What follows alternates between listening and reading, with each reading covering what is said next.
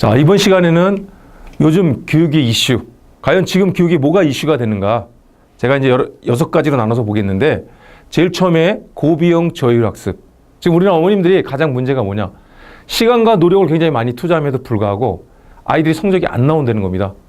시간과 노력을 많이 투자함에도 불구하고 성적이 안 나온다는 것은 아이의 학습적인 습관의 문제든 아니면 공부 방법의 문제든 아니면 도구의 문제, 여러 가지 문제가 나올 수 있죠. 그래서 이것을 어떻게 깰 수 있는지, 고비용과 저효율 학습을 어떻게 깰 수 있는지 이 방법에 대해서 나중에 알아볼 거고요. 두 번째, 진로 및 부모 중심 문제.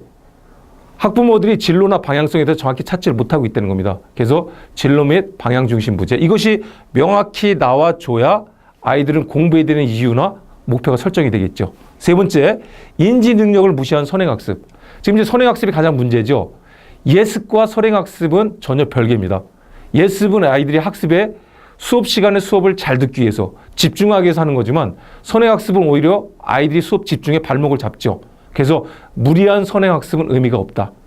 예를 들어서 수학에 대한 선행학습은 수학을 보는 시각을 바꿔주긴 하지만 오히려 수업 태도를 오히려 망쳐놓을 수도 있죠. 그래서 선행학습이 중요하긴 하지만 거기에 따른 어떤 복습과 심화가 같이 동반된 선행학습은 의미가 있지만 무작정 들어가는 선행학습은 의미가 없다. 그래서 인지능력, 즉 사고를 무시한 선행학습은 의미가 없다는 겁니다.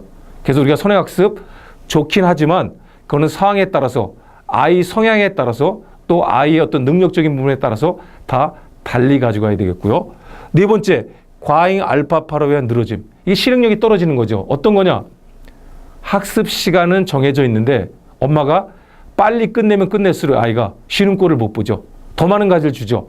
그러니까 아이는 어떻게 하죠? 아이 내가 빨리 끝내봤자 엄마는 또 더 많은 과제를 줄 거라고 생각하니까 뇌에서 마냥 늘어지는 겁니다. 과잉 알파파가 나오는 거죠. 그래서 요즘은 뇌 기반을 한 학습이 많이 뜨죠. 그래서 뇌를 보면 아이 습관을 알 수 있죠. 얘가 어떻게 공부했는지.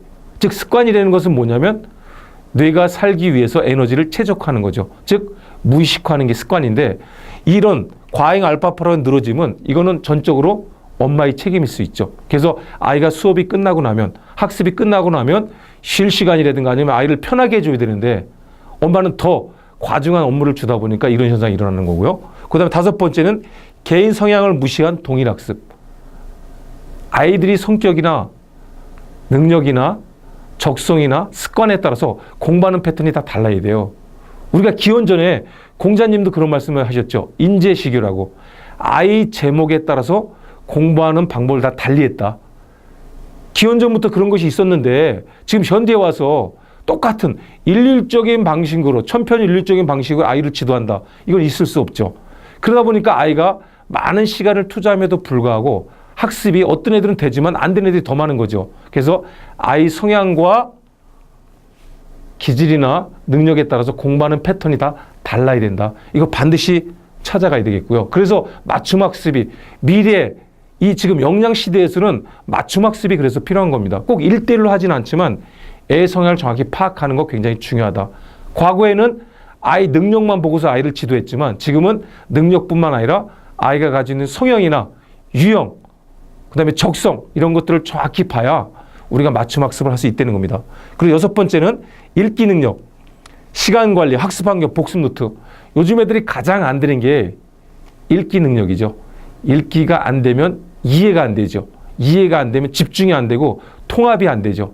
그래서 실질적으로 수능에서 모의고사보다 실제 수능이 잘 나온 애들은 다양한 독서를 했던 애들이에요. 다양한 독서를 통해서 배경 지식이 쌓이죠. 그럼 배경 지식이 쌓인다는 것은 학습을 연결할 수 있는 연결고리가 많다는 거예요. 그러다 보니까 실제 수능 문제는 보지도 듣지도 못한 문제가 나오니까 문제 해결력이 생기고 이런 애들이 실제 공부를 더 잘한다는 거죠. 그래서 실제 어머님들이 수능에서 더 좋은 점수를 받고 싶다 그러면 어렸을 때부터 다양한 독서를 통해서 어떤 다면적인 사고를 하는 방법을 키워주는 게 굉장히 중요하다는 겁니다. 그래서 두 번째는 시간 관리. 요즘은 이제 중학교 들어가면 가장 중요한 게 시간 관리인데 늘어진 애들이 너무 많죠. 플래너 작성을 못하죠. 그 이유는 내가 내 시간을 모르고 엄마가 알죠. 이러니까 애들이 플래너를 못하는 겁니다. 그래서 내가 내 시간을 알려주는 거 굉장히 중요하죠. 그리고 세 번째는 학습 환경. 학습 환경에서 공부하면서 핸드폰 문자 주고받는다든가 스마트폰으로 해서 집중력 떨어진다든가 아니면 공부할 때 책상에는 오래 앉아 있는데 딴 생각을 한다든가 아니면 음악 들으면서 공부한다. 이런 것들이 다 애들한테 집중력에 방해되는 요소거든요. 이런 것들을 잡아줘야 돼요. 그래서 제가 뒤편에 가서는 이런 것들을 어떻게 잡아야 되는지, 집중력 어떻게 높여야 되는지, 플랜을 어떻게 작성해야 되는지 이런 것들이 구체적으로 나옵니다. 그리고 복습 노트. 복습 노트는 아이들이 수업 시간에 끝나고 나서 한 5분 정도 정리를 해야 되는데 이 복습 노트를 쓰는 진짜 이유는 뭐냐? 수업 시간에 집중하기 위해서 하는 거죠. 수업 시간에 집중을 하고 그걸 내가 수업이 끝나고 나서 다시 한번 정리해 보는 건데 이런 것들이 애들이 안 되는 거예요. 그래서 중학교 올라가면 가장 중요한 건 뭐냐? 플래너와 복습 노트만 쓸 수 있다면 무조건 전교권입니다.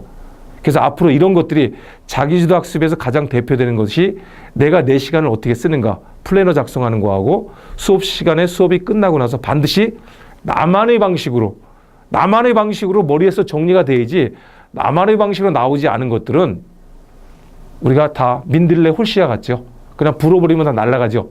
그래서 나만의 방식으로 어떻게 정리할 것인가 이런 것들이 학습 습관에서 굉장히 중요하죠. 그래서 여기 있는 이 6가지가 요즘 애들이 학습의 이슈로 되는 부분이고 이런 것들을 개선했을 때 아이들은 공부가 재밌고 엄마들은 공부에 대한 어떤 아이의 확신이 생기는 거고 방향성이 생기는 겁니다.